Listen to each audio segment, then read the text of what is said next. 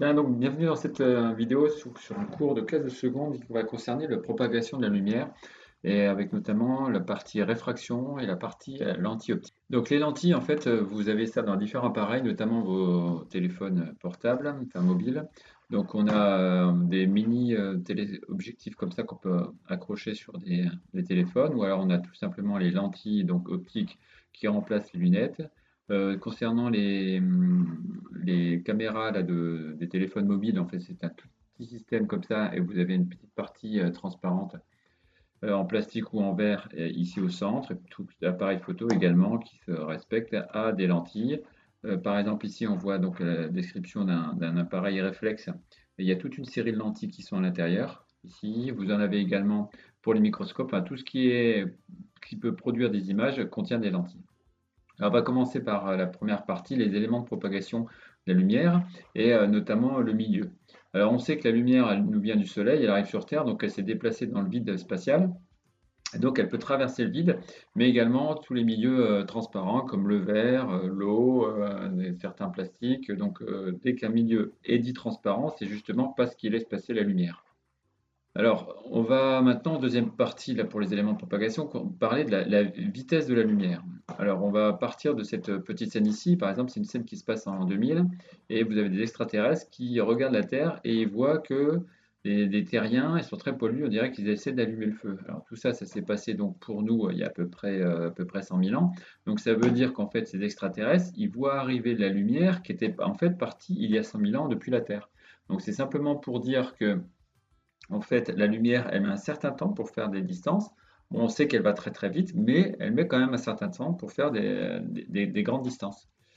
Donc vous avez en fait ensuite des mesures qui ont été faites. La vitesse de la lumière, elle a cette valeur-là, qu'on arrondit généralement à 3 10 puissance 8, puisque là, si vous mettez 3 ici, vous arrondissez avec 3, vous avez 8 crans ici, donc pour faire qu'il y ait le 10 puissance 8. Donc ça fait à peu près donc 300 millions de mètres par seconde ou 300 000 kilomètres par seconde. Donc c'est la vitesse qu'on a dans le vide ou dans l'air, pas dans d'autres milieux, on verra ça un petit peu tout à l'heure.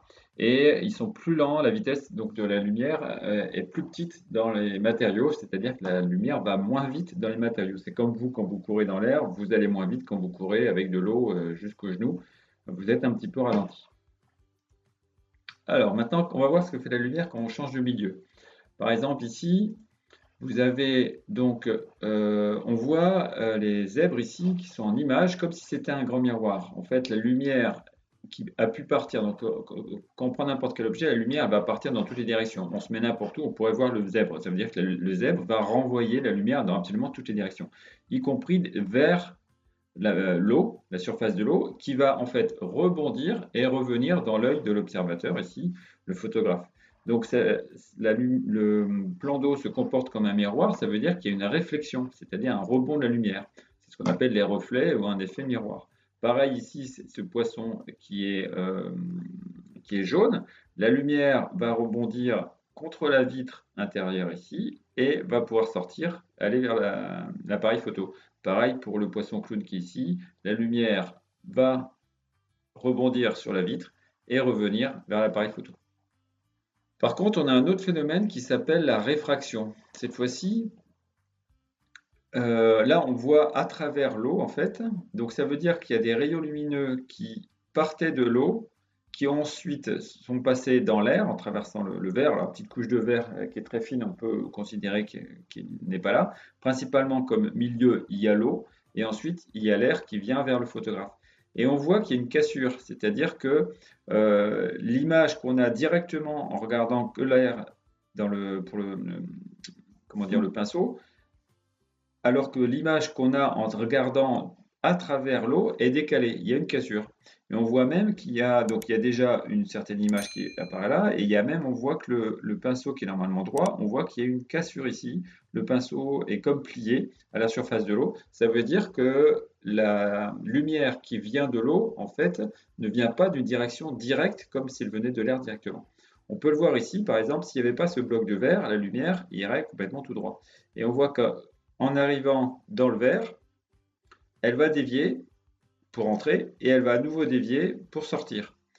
Et elle va reprendre sa direction en fait initiale là parce qu'on a affaire bloc de verre où il y a les deux faces ici qui sont parallèles. Mais en tout cas, ce qu'on peut voir, c'est que la lumière, en changeant de milieu, passant de l'air au vert, change de direction, et passant de vert à l'air, change de direction également.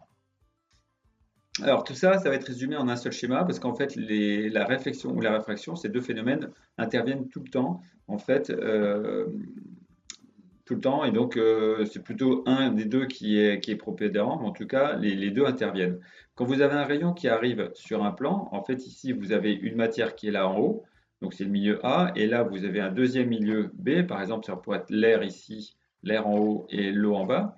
Vous allez avoir une partie de la lumière qui va être réfléchie, c'est ce qu'on avait vu par exemple avec les zèbres, donc qui va rebondir ici, exactement comme une balle qu'on envoie et qui va rebondir. Et il y a une partie de la lumière qui va traverser, qui va quand même passer dans le deuxième milieu, mais cette fois-ci, on a vu en étant déviée. Elle va pas continuer, la lumière ne va pas continuer en ligne droite. Donc on a ces deux phénomènes systématiquement qui arrivent. Donc la réflexion ici en restant dans le même milieu et la réfraction là en changeant de milieu. Alors maintenant on va voir la loi de la réflexion. Qu'est-ce qui se passe quand donc comment du moins on pourrait faire des mesures et quelle est la règle en fait quand il y a une réflexion? Ben, comme pour une balle qui rebondit, sauf si elle a l'effet, en fait elle va rebondir sous le même angle. Donc, c'est-à-dire, on dit que l'angle d'incidence est égal à l'angle de réflexion. L'angle d'incidence, c'est l'angle I ici, et l'angle de réflexion, c'est l'angle petit r ici. Et les deux sont les mêmes. Si vous avez 50 degrés ici, vous avez 50 degrés de l'autre côté. Par contre, ici, on n'a pas 50 degrés. Là, c'est dans le cas de la réfraction. On va voir ce qui se passe. Mais pour ça, avant, on a besoin de définir quelque chose. C'est ce qu'on appelle l'indice optique ou l'indice de réfraction. En fait, c'est un nombre.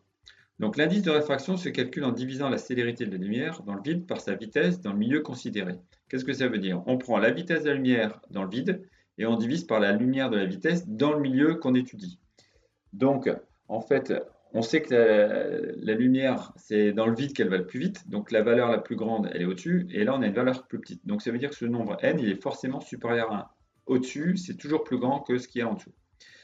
Et donc en fait, cette valeur est sans unité parce que vous avez au-dessus, vous avez ici des mètres par seconde et en dessous, vous avez des mètres par seconde. Et qu'est-ce qui va se passer? Il va s'éliminer. Donc du coup, le n va être sans unité.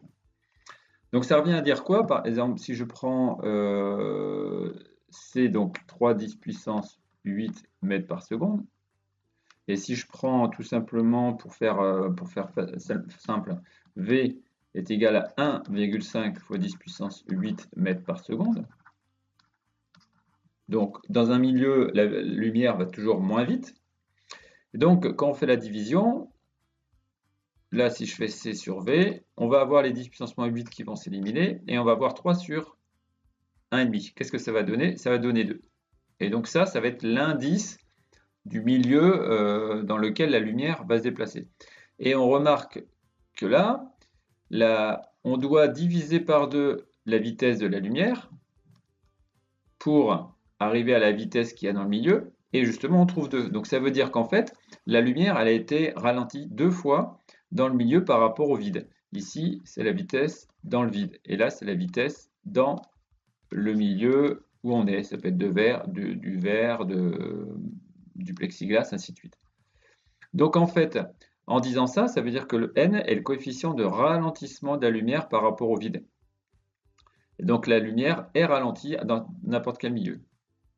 Par exemple, la lumière, elle est 1,49 fois plus lente dans le plexiglas que dans le vide. Ça veut dire que l'indice du plexiglas, dans ce cas-là, il est égal à 1,49. Vous avez quelques exemples ici. Donc la vitesse de la lumière dans le vide et dans l'air, c'est 3. Pour l'eau, c'est 2,25. Pour le plexiglas, c'est 2. 10 puissance 8 mètres par seconde. On a du coup l'indice de l'eau qui est 3 sur 2,25, ça fait 1,33. Et l'indice du plexiglas qui est donc 3 sur 2, 10 puissance 8, donc ça fait presque 1,5. Ensuite, les physiciens se sont demandé comment on pourrait deviner l'angle sous lequel la lumière va être déviée en changeant de milieu ici. Et donc, ils ont fait des tas de mesures, ils ont fait des tableaux de mesure, du coup, des graphiques, ainsi de suite, et ils sont tombés sur cette loi ici. qui est la loi de Snell-Descartes. Donc ça a été deux physiciens qui ont travaillé à peu près à la même époque, à 2-3 ans près, ils sont tombés sur le même résultat, mais non, ils ne le savaient pas parce qu'à l'époque, c'était vers 1600 et quelques, donc les informations, elles circulaient quand même assez lentement. Il n'y avait pas Internet, évidemment. Donc, ils sont tombés quand même tous les deux sur le même type de loi, donc qui est n1 fois sinus i1 égale n2 fois sinus i2. Qu'est-ce que ça donne en fait? Ça donne qu'à chaque fois, on prend l'indice du milieu. Donc là, si on a le milieu numéro 1 ici,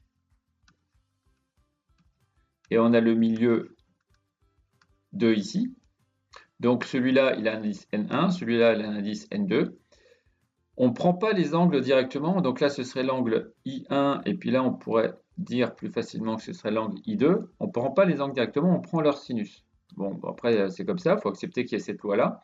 En fait, ça veut dire que les angles ne sont pas proportionnels directement, mais c'est leurs sinus qui sont proportionnels. Et donc, ça fait que finalement, quand on connaît un angle, quand on connaît les deux indices, on peut trouver le deuxième angle. C'est-à-dire que là, on a en fait affaire à 4 variables, pardon, et pour en trouver une, il faut forcément connaître les trois autres. Il faut connaître 3 variables sur 4 pour connaître la quatrième. Donc il nous faut forcément deux milieux, le milieu 1 et le milieu 2. La lumière, elle va être forcément déviée en arrivant à l'interface. Donc on a ici l'interface du milieu, on appelle ça aussi un dioptre. Voilà. C'est la zone de séparation. Et on voit que l'angle est toujours plus petit dans le grand indice. C'est-à-dire que, par exemple, si on a l'indice de 2 ici, puis l'indice de 1,5, en fait, on aura un angle qui sera plus grand dans le petit indice. Il y a une inversion entre les indices et les angles. Grand angle dans petit indice et le plus petit angle dans le grand indice. Alors, on va voir ça avec une petite animation. Voilà. Donc, le poisson qui se déplace à différents endroits, et bien donc, pour pouvoir observer correctement, il va falloir être à certains endroits.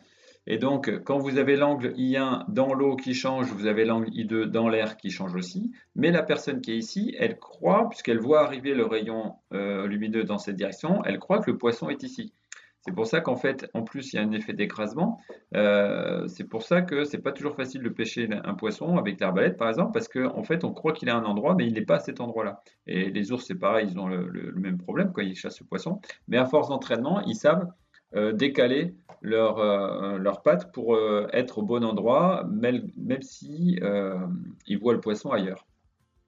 Et quand je prends les angles ici, qu'est-ce que je vois? Quand je multiplie l'indice du milieu fois le sinus de l'angle, j'ai un certain résultat, mais le résultat est le même des deux côtés. Donc j'ai bien en fait égalité entre le N2 sinus I2 et le N1 sinus I1. Et donc on retrouve la loi ici de Snell-Descartes où on a égalité entre les deux expressions.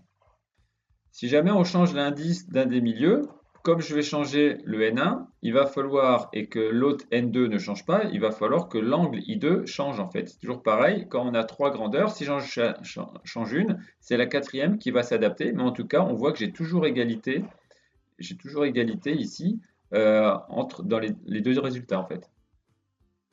Alors pour vous entraîner, vous avez le livrescolaire.fr qui publie ces livres gratuitement, donc sur ce lien-là ici.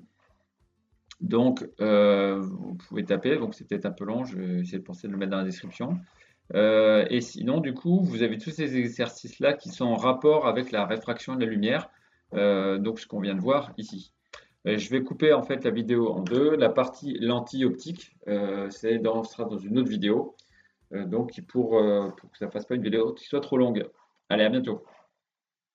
Et n'oubliez pas de liker, de partager, de vous abonner, de cliquer sur la petite cloche. Merci pour votre attention.